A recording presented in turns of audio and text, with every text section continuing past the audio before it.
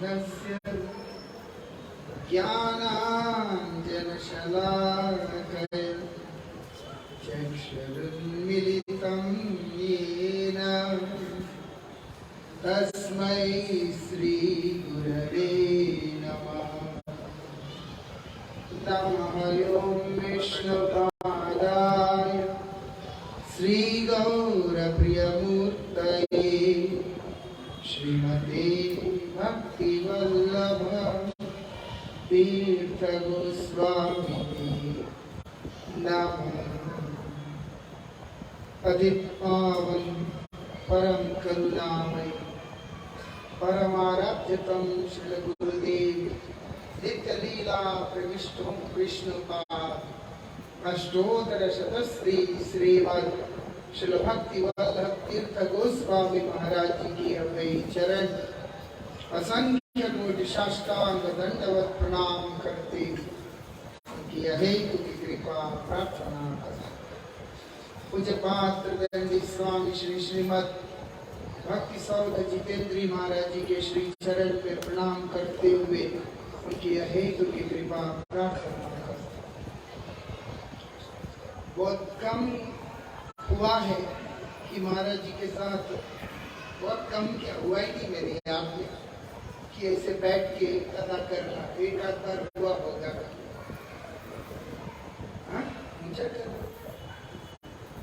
इसीलिए थोड़ा सा संकोच भी होता है। जो आज हरिवास तिथि का पालन हम लोग यहाँ पर कर रहे हैं।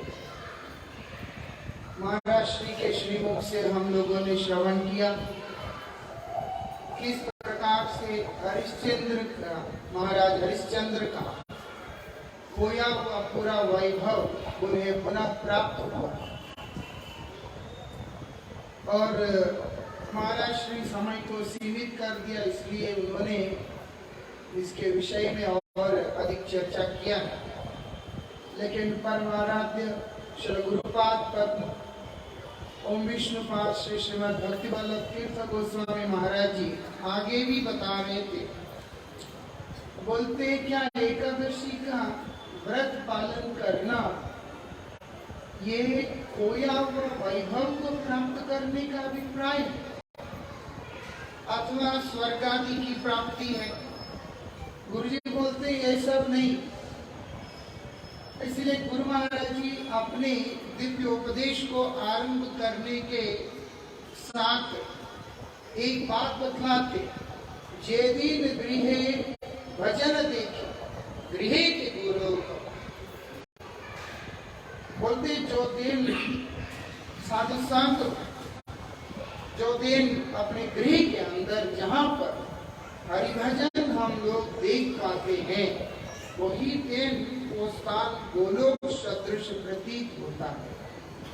घर गोलोक बन जाता है अगर वहाँ पर हरिनाम है। उसके अतिरिक्त स्वर्गादि प्राप्ति का जो भी प्रयास है अथवा अगर प्राप्त हो भी गया, श्री गुरुदेव बतलाते हैं जैसे ही आपका पुण्य क्षय होता है आपको स्वर्ग से भी पतित कर दिया जाता है। जो पतित होने वाले पदार्थों की प्राप्ति एकादशी का फल के रूप में गणना करने वाले व्यक्ति निश्चित रूप से मूर्ख है। गुरुजी अपनी दिव्य वाणी में इस बात को बतला रहे हैं। गुरुजी हमेशा बोलते हैं, और ये जो एकादशी की व्रत महिमा जैसे हमने पूज्य महाराज श्री के मुखारबिंद से सुना, गुरु महाराज जी भी इसको बोलते थे। लेकिन एक समय ऐसा भी था, हरिकथा को बतलाते हुए गुरुजी बोलते थे, जैसे बच्चा रोगग्रस्त है, उसको दवाई खाने के लिए बताया, वो जिद करता है, वो दवाई खाना ही नहीं चाहता। उसके लिए माँ बोलती है, अगर तुम दवाई खाओगे तुमको हम ये रसगुल्ला दे देगा, तुमको ये टॉफी मिल जाएगा। वो वो दवाई नहीं देखता, वो उस टॉफी को देखता और उसको खा लेता। शास्त्रों का मुख्य उद्देश्य है जीव को कृष्ण उन्मुख करना, लेकिन परमपद अवस्था में होने के कारण जीव के अंदर कृष्ण की तरफ जाने का वृत्ति है ही नहीं, है नहीं। अब देखो ना, निमंत्रण में लिखते हैं 7 बजे, शुरू होता है 8:30 बजे, और लोगों का दिमाग में भी बैठ चुका है, देना पड़ता है। ऐसा कारण क्या है? कारण यही है, हम बोल सकते हैं बहुत सारे काम है, सब देख के आना पड़ता है, लेकिन शास्त्रीय विचार से देखते हैं हरि कीर्तन से अधिक गुरुतर काम और क्या हो सकता है? समझ है? भगवान के नाम कीर्तन से अधिक गुरुत्वपूर्ण काम और क्या हो सकता है? हमारा आत्मकल्याण का वही तो साधन है। ऐसा तो जीव की इच्छा नहीं होता स्वतः, उसके लिए हमारे शास्त्रों ने इस तरह की व्यवस्था दी है। पुत्र मिल जाएगा, पाप कट जाएंगे, मोक्ष मिल जाएगा, ये हो जाएगा, ऐसे। लेकिन देखा जाए श्रीमद् भागवत जी के अंदर व्यास जी महाराज अपने भागवत जी के अंदर दूसरे श्लोक में इस बात को बोल रहे हैं, धर्मार्थ काम मोक्ष की वांछा तो कपट है। इसलिए बोलते धर्म प्रोज्जित कैतवोऽत्र परमो निर्मत्सराणां सतां वेत्ति। धर्मार्थ काम मोक्ष की जो वांछा तुम्हारे हृदय के अंदर है, वो तो वास्तविकता में कपट है, ये तो अनर्थ सूचक है। इसीलिए अगर कोई व्यक्ति भगवत प्रेम को अनुभव करने के लिए इच्छुक होता है, उसको ये सारी चीजों को कूड़ा करकट समझकर फेंकना होगा। जिस वस्तु को शास्त्रों ने कूड़ा करकट की संज्ञा दी है, कल्पना करके देखें, हरिवासर एक ऐसी तिथि जो कि हरि को अत्यंत अतिशय प्रिय तिथि है, इसीलिए एकादशी हरिवासर तिथि बोलते हैं। माधव तिथि, हरिवासर तिथि, एकादशी तिथि, वैष्णव तिथि, है ना। इस तरीके से अनेक नाम से इस दिव्य तिथि का संबोधन किया जाता है। और ऐसे भगवान के गोविंद के अतिशय प्रीति तिथि का जो फल है, वो क्या इस संसार के भोगादि की प्राप्ति? श्रील गुरुदेव बोलते बिल्कुल नहीं। वो क्या है? वो बोलते भगवान के प्रेम की प्राप्ति है। भगवत प्रेम की प्राप्ति ही एकमात्र उद्देश्य है। इसीलिए हरिवास तिथि का पालन करने पर क्या मिलता है? भगवत प्रेम मिलता है। लेकिन जिसको समझ नहीं है इस चीज का, चिंता नहीं करना। अगर तुम दुनिया के किसी वस्तु को खो चुके हो, पापग्रस्त हो चुके हो, कोई और पीड़ा से ग्रस्त हो, तो उसका भी निवारण आनुषंगिक रूप से हो जाए। ये बात है। श्री गुरु महाराज जी हमेशा हर एकादशी तिथि को अम्बरीश महाराज जी का उपाख्यान को विशेष रूप से स्पर्श करते। अम्बरीश महाराज को क्या भाव था? ये संपूर्ण पृथ्वी का एक छत्र सम्राट। मालूम है हमारे पास कितना है? 100 गज जमीन होगा, 200 गज होगा, 200-400 500 गज होगा, 1000 होगा, इससे ज्यादा कहाँ होगा? या 2-3 दुकान होंगे, 2-4 गाड़ियां होंगी, इतना ही तो। लेकिन शास्त्र हमेशा मूर्ख को लेकर के शिक्षा नहीं देते। शास्त्रों का ये वैशिष्ट्य है, जो सबसे महत्वपूर्ण जो व्यक्तित्व है उन्हीं को आगे रख के शिक्षा देते। मूर्खों को लेके चलने से तो कोई मतलब नहीं होता। शास्त्र मूर्खों के लिए नहीं है। ऐसा शास्त्र किसके लिए है? जो अक्सर लोग सोचते मूढ़ मतलब मूर्ख है। मूढ़ मतलब मूर्ख नहीं है, मूढ़ मतलब वो व्यक्ति है जिसका बड़ी तीक्ष्ण बुद्धि है लेकिन विपर्य होके चल रहा है, भटका हुआ बड़ी गंभीर बुद्धि जिसकी है उसको मूढ़ कहते हैं। लोग अक्सर मूढ़ बोलने से बुरा है। शास्त्र इतना छोटा नहीं है कि वो मूर्खों के लिए जो है बना हुआ है, बुद्धिमान जीवों के लिए बना हुआ है जिसकी बुद्धि भटकी हुई है, ऐसा। इसीलिए अम्बरीश महाराज को चुना। और एक तरफ कौन है? दुर्वासा ऋषि।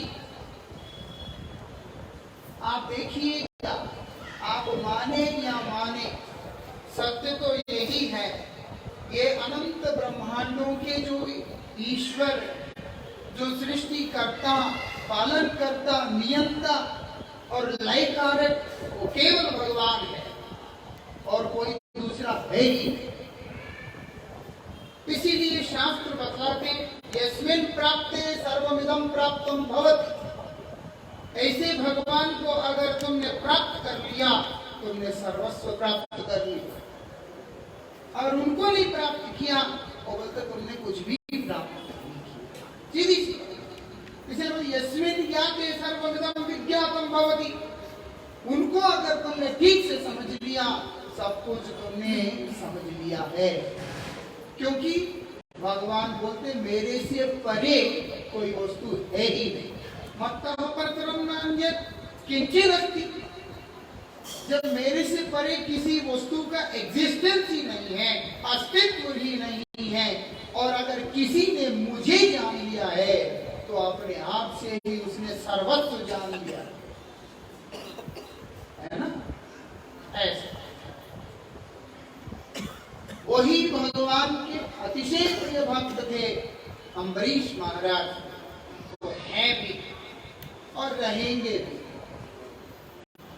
अम्बरीश महाराज मथुरा मंडल में मधुबन के अंदर रहकर उत्पन्ना एकादशी से शुरू करके पूरे वर्ष के जितने भी एकादशियों का पालन करने का नियम लेके रखा हो।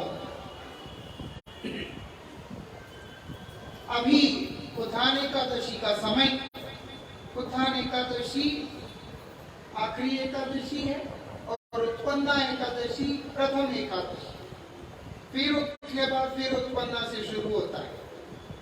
अभी अम्बरीश महाराज उत्थान एकादशी के दिन जब पारण करने के लिए इच्छा करते हैं, एकादशी भी बड़ा विचित्र है। कोई कुछ खाता है, किसी के लिए एकादशी का एक नियम है, कोई हरी मिर्च खाता है, कोई गोभी खाता है, कोई कुछ खाता है, कोई कुट्टू खाता है, कोई कुट्टू का पकोड़ा खाता है, ये खाता है, वो खाता है, बहुत सारी चीजें। वृंदावन बिहारी लाल की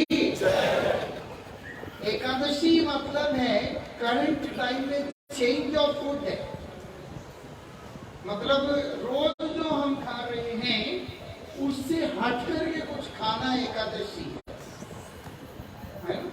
चेहरे कैसे खिले और गाल भी लाल रखे कईयों के, लेकिन सत्य तो ये है एकादशी करने का जैसे विधि जो बतलाया गया शास्त्रों में, दशमी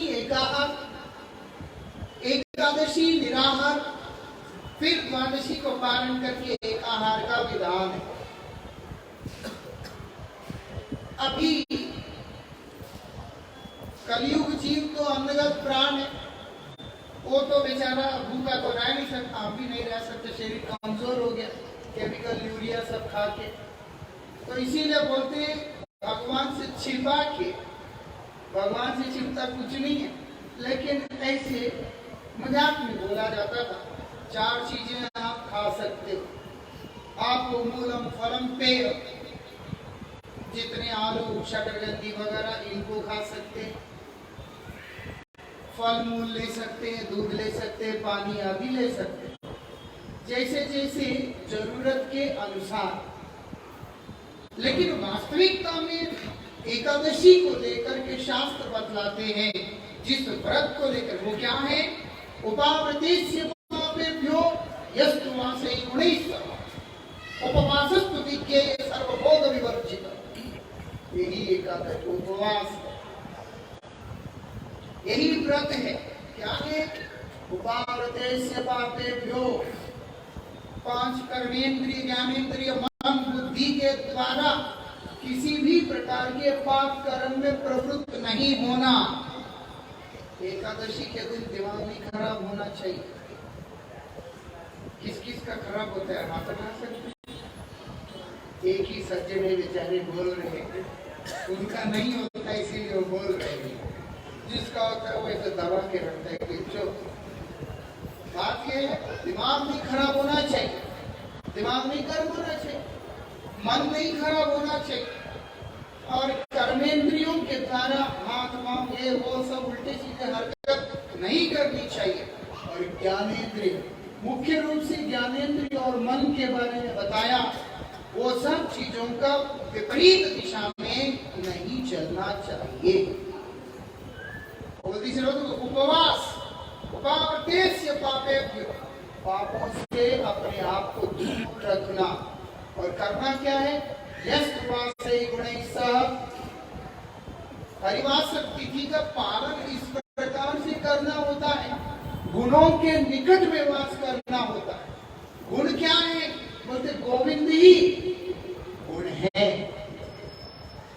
इसीलिए जितने भी सद्गुण हैं इस संसार में कहाँ देखने को मिलता है? वो बोलते भगवान जिसके हृदय में वर्तमान रहते हैं वहीं पे सारे गुण देखने को मिलते हैं। शुद्ध भक्त के अलावा किसी के अंदर कोई अच्छे गुण होने की संभावना नहीं। मैं नहीं कह रहा, शास्त्र हरावधत्तस्य कुतो महद्गुणः, जो भगवान का भक्त नहीं है, जिसके हृदय में गोविंद विराजमान ही नहीं, उसके अंदर कोई अच्छे गुण होने की संभावना ही कहाँ। तो वो क्या करेगा? हमारा मनोरथेन असतो धावता वही, मन के रथ में बैठकर असत की तरफ, मतलब है अपने सर्वनाश की तरफ जा रहा होता है। उससे उसको बचाने का साधन एकादशी का व्रत है। एकादशी कृष्ण प्रिया उस तिथि के दिन पापों से निवृत्त रहकर गुणों के नजदीक वास करने को ही उपवासत्व विज्ञेय, जो विज्ञ व्यक्ति है, बुद्धिमान व्यक्ति, समझदार जो लोग, हमारे शास्त्र, हमारे पूर्वज बतलाते हैं कि यही उपवास है। अन्ना मुझे बनने की जरूरत नहीं, मतलब एक अनशन पे बैठ जाओ, खाओ, आलू खाओ, मूंगफली खाओ, फल खाओ, बोलते, लेकिन भक्तों के पास में रहकर हरि कीर्तन करते हुए करना। और अम्बरीश महाराज का जीवनी इसका मूर्तिमंत उदाहरण है। ये पूरा पृथ्वी का एकछत्र सम्राट होकर, राजा होकर क्या करते हैं अम्बरीश महाराज? हर चीज को मिट्टी की ढले की तरह देखते हैं। उनके हृदय के अंदर ये पूरा पृथ्वी का राजत्व जो है मिट्टी की ढले की तरह दिखाई देता है। हम किसी मंदिर का ट्रस्टी होने से उसका रिजाइन देने के लिए प्राण संकट हो जाता, हम निकल जाते हैं, या ना? घर का जब तक बड़ा है हम, जब बच्चे बोलेंगे कि आप सब हम करेंगे तो जान निकल जाता है। ऐसा जैसे मेरा अधिकार तो खत्म ही हो गया। ऐसे अम्बरीश महाराज, भैया याद रखना, पूरे पृथ्वी का सम्राट होकर के भी सब कुछ मिट्टी की ढली की तरह देख रहे हैं। इसीलिए क्या करते हैं? उनका पूरा ध्यान कहाँ पर केंद्रित है? भगवान की सेवा पे केंद्रित है। असली उपवास तो वो कर रहे हैं। उपवास मतलब क्या है? नजदीक में वास। किसके नजदीक में वास? भगवान के नजदीक में वास। मतलब कि मंदिर के अंदर जाके बैठे रहना। वो बोलते भगवान के निरंतर नाम करते रहना, हरे कृष्णा कृष्णा कृष्णा हरे हरे राम राम राम हरे। भगवान का नाम कर रहे हैं, निरंतर नाम कर रहे हैं, उनके रूप का चिंतन कर रहे हैं, उनको गुणों का कीर्तन कर रहे हैं, उनकी लीलाओं का कीर्तन कर रहे हैं निरंतर। और इसके अलावा उनके श्री विग्रह की दर्शन कर रहे हैं, उसका श्रृंगार कर रहे हैं, सेवा कर रहे हैं, उनके लिए भोग बना रहे हैं, बर्तन खुद धो रहे हैं, सारा काम ठाकुर जी का वो खुद ही कर रहे हैं, नौकरों से नहीं। नौकर क्या कर रहे हैं? देश चला रहे हैं। ऐसा उनके अनुरूप वो लोग देश को चला रहे हैं, लेकिन उनका ध्यान उस तरफ नहीं है, उनका ध्यान है भगवान की तरफ। ऐसे डूबे उस सेवा के अंदर। और अभी आ गया उत्थान एकादशी, निर्जला करते थे। निर्जला भी जो है, भूख कब लगता है? जब आदमी फालतू में बैठा होता है, जब आदमी व्यस्त रहता है भूख नहीं लगता। अब हम जब आश्रम में रहते तो जन्माष्टमी के दिन बहुत भूख लगता, पेट जलने लगता है, क्योंकि रसोई कोई और करता है, अभिषेक पुजारी करता है ना, तैयारियां ब्रह्मचारी लोग करते हैं, हमने सिर्फ पाठ करना होता है। वही मैं जब जन्माष्टमी के लिए मुंबई में रहता हूँ, भूख नहीं लगता, क्योंकि 3 अभिषेक करने होते, मना भी नहीं कर सकते, पूरा दिन व्यस्त, लोग आते हैं, यह आता है, वो आता है, नहीं पड़ता। तो हमारा एंगेजमेंट की जहां कमी है, हमारा ऊर्जा जब अन्य स्थान पर नियोजित हो रहा है, तभी वो तड़पन होने लगता है अंदर। अम्बरीश महाराज का ऐसा है ही, उनके पास समय ही नहीं है। हमारे परम आराध्य गुरुदेव के पास एक सज्जन आके, एक महात्मा आके किसी के बारे में शिकायत करने लगा। उस दिन मैं भी था कमरे में, शायद मेरे मंगल के लिए गुरुजी ने उस समय ये उपदेश दिया। गुरुजी उनको देख के बड़े आश्चर्य के साथ बोलते, आपके पास इतना समय कहाँ से आता है? हमारे पास तो समय होता नहीं। कारण क्या है? क्योंकि निरंतर केवल भगवान के नजदीक रहने वाले को कभी किसी और वस्तु के प्रति ध्यान जाता नहीं, वही वास्तविक उपवास है। अम्बरीश महाराज पूरा दिन बैठे भगवान के पास, नाम कर रहे हैं, सेवा कर रहे हैं, रसोई कर रहे हैं, सब कर रहे हैं, उनको ना अपना सुध है ना दीन दुनिया का सुध है। अचानक दुर्वासा ऋषि वहां जाते, इतने बड़े ऋषि हैं, दुर्वासा ऋषि इतने अद्भुत हैं, 10,000 साल ना खा के रह सकते हैं और 10,000 साल का खाना एक ही बार में खा सकते हैं। हमारी कल्पना से परे वस्तु है।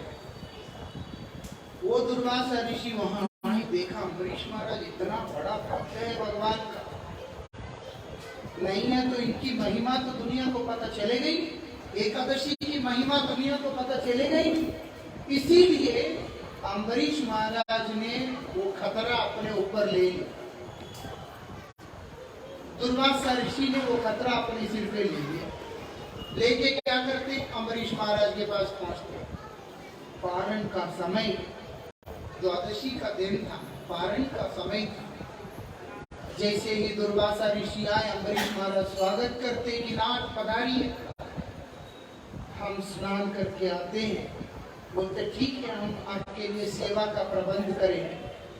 दुर्वासा ऋषि मथुरा में जमुना मैया में उतर के जब दर्शन करने लगे, जमुना मैया के जल का रूप देखकर उनको कृष्ण स्मृति हुआ, वो समाधिस्थ हो गए वहां पर।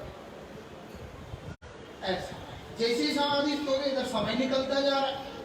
अब करें क्या? अम्बरीश महाराज पारण से परे हैं। आप ये ना समझे कि अगर अम्बरीश महाराज पारण नहीं करते तो उनको एकादशी का फल नहीं मिलेगा। अम्बरीश महाराज कर्मी नहीं है कि वो किसी उद्यापन कर रहे हैं किसी भावना को लेकर। अम्बरीश महाराज शुद्ध भक्त है, उनके लिए कुछ भी नहीं। ऐसा। लेकिन वहां समय बीतता जा रहा है, क्या किया जाए? तो उन्होंने स्वयं कोई निर्णय नहीं लिया, ब्राह्मणों से विचार करके उषा घास के आगे के हिस्से से 3 बूंद मुख में दिया। अब आप बताओ, उस घास के आगे का हिस्सा कितना बारीक होता है। कई बार तो ठीक से कमजोर आंख वाले को तो दिखता भी नहीं है ना। उसमें पानी में 3 बार डुबा के ऐसे किया, 1 बूंद भी नहीं आता भैया।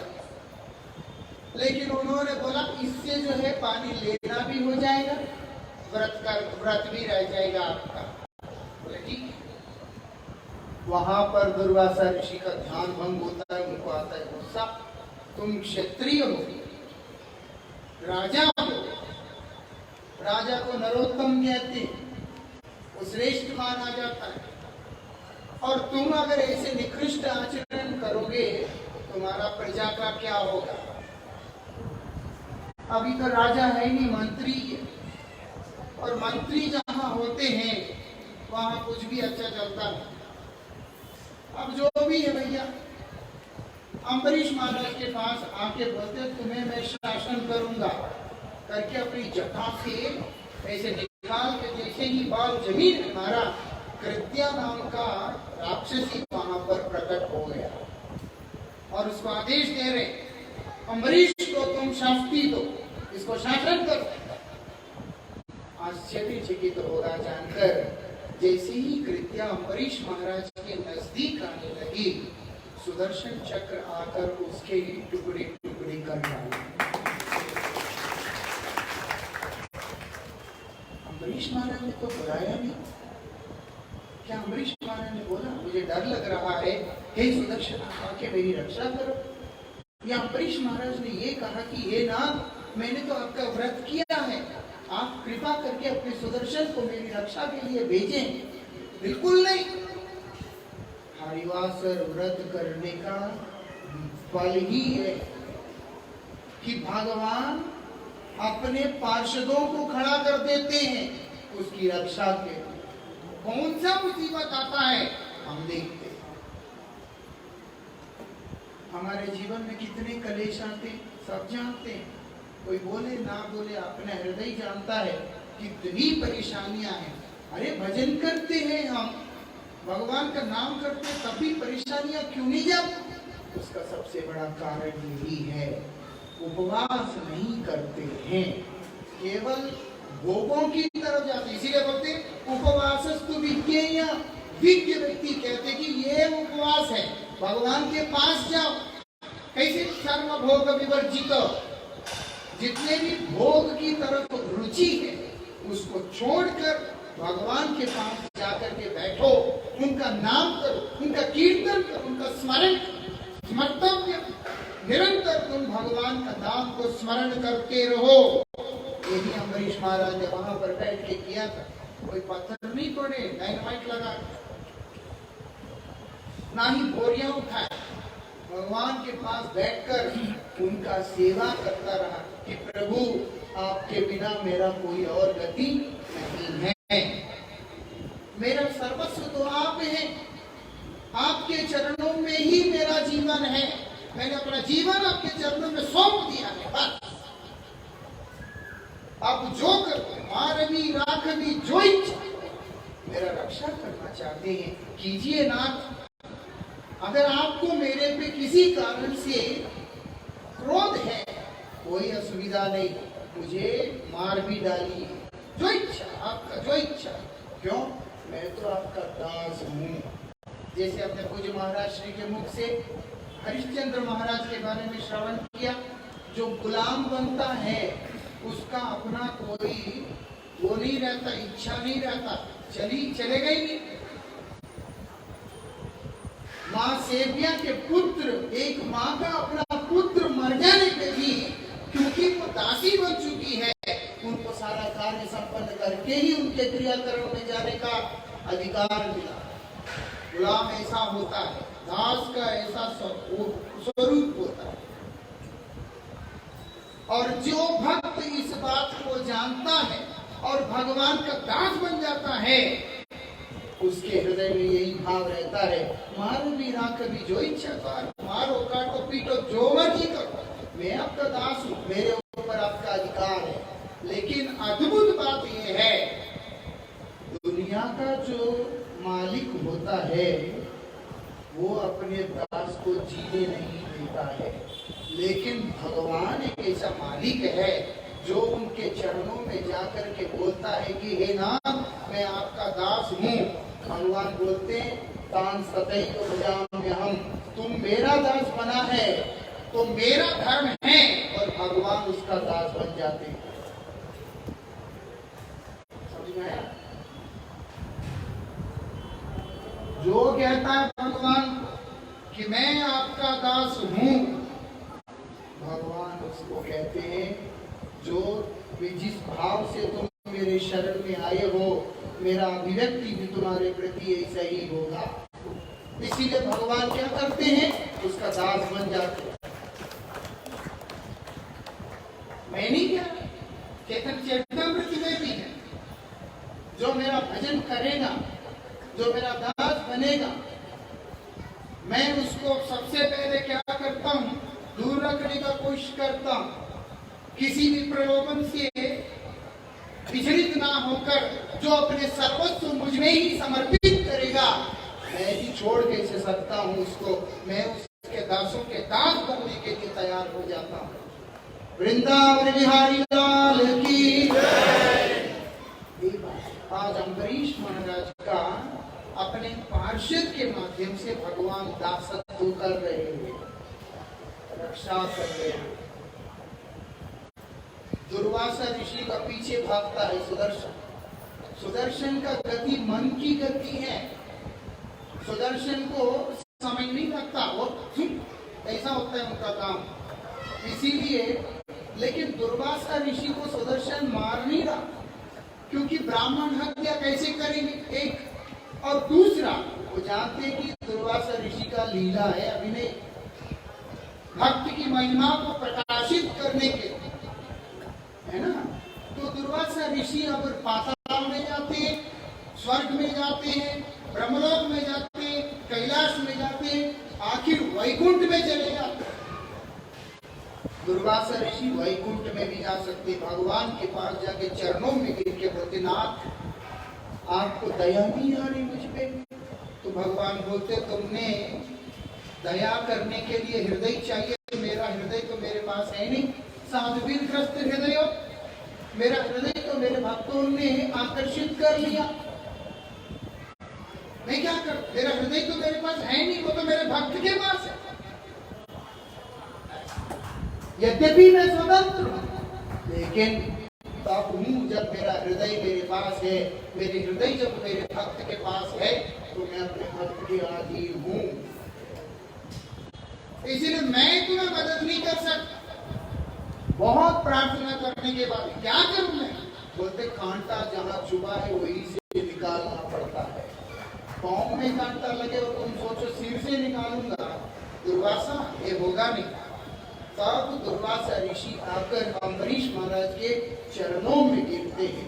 इतने बड़े सन्यासी, इतने बड़े महापुरुष दुर्वासा, वो आके अम्बरीश महाराज के चरणों में गिर जाते हैं। आप कल्पना कीजिए, और अम्बरीश महाराज की प्रार्थना करने पर ये बोलकर, अगर मैंने कभी जीवन में रत्ती भर भी भगवान की सेवा की हो और मेरे सेवा से मेरे गोविंद प्रसन्न, तो हे सुदर्शन कृपया आप इस ब्राह्मण को मोक्ष प्रदान करें, आप इन्हें छोड़ दीजिए। तब जाकर के सुदर्शन चक्र ने उनको छोड़ा। दुर्वासा ऋषि तब अम्बरीश महाराज का महिमा का गुणगान करे।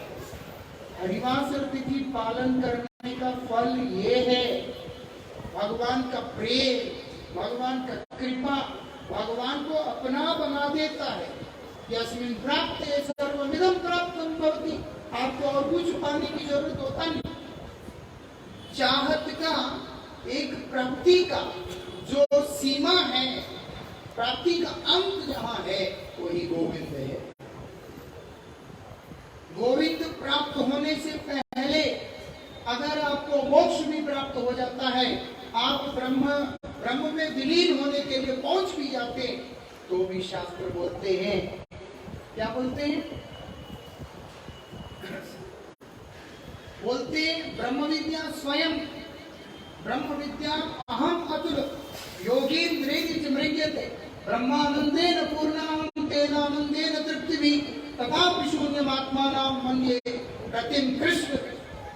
जो लोग मोक्ष मोक्ष मोक्ष बोल के भागते हैं, वो लोग मोक्ष प्राप्त करने के बाद भी जहां पर ब्रह्म में विलीन होने का कोशिश करते हैं, जिसको बोलते हैं ब्रह्म सायुज्य, उस अवस्था में जाकर के भी वो लोग आनंद को पूर्ण रूप से अनुभव नहीं कर पाते हैं। और आज वही ब्रह्म विद्या, वो मूर्तिमंत ब्रह्म तपस्या करते हुए बैठा है, ये बोलकर श्री कृष्ण के चरणों में रति के बिना मुझे अपना ही जीवन शुष्क सा अनुभव होने लगता है। भोग और चीजों की क्या बात है, भुक्ति की बात ही क्या है, भोगों का मतलब क्या है? कुछ भी नहीं। तो जो इन सब से ऊपर की बात है, प्रेम की बात है, भगवान की बात है। जिसको भगवान मिल गया उसको सब कुछ मिल गया। ये हरिवा शक्ति थी, वो है जो हमें भगवान दे सकती है। अगर हम भगवान को चाहते हैं तो बोलते हैं हरिवा शक्ति का पालन विधिवत करो। क्या करना है? श्री हरिवास रहे हरि कीर्तन विधान, श्री चैतन्य महाप्रभु ने उस विधान को दिया। कुछ मत करो, बैठ के हरि कीर्तन, जितना हो सके उतना हरि कीर्तन करो, अपने आप ही भगवान का कृपा हमारे ऊपर हो जाएगा। वांछा कल्पतरु नाम पावने वैष्णवेभ्यो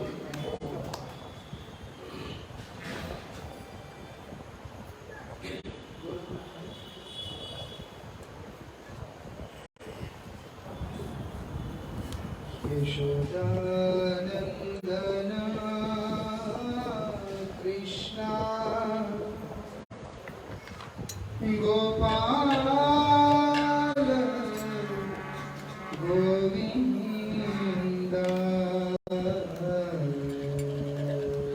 यशोदानंदन कृष्ण गोपाल बोलिएगा भी तो नहीं चिल्ला रहा।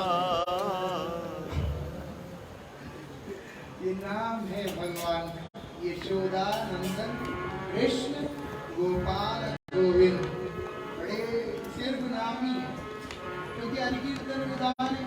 महाप्रभु ने कहा अगर भगवान को चाहते हो, प्रेम चाहते हो, और दूसरी बात एक चीज याद रखना, भगवान नहीं भी चाहिए, सुख चाहिए, शांति चाहिए, दुनिया में समृद्धि चाहिए, तब भी यही करना पड़ेगा। कहीं और जाएंगे तो भी काम बनेगा नहीं। यशोदानंदन कृष्ण गोपाल गोविंद यशोदानंदन कृष्ण गोपाल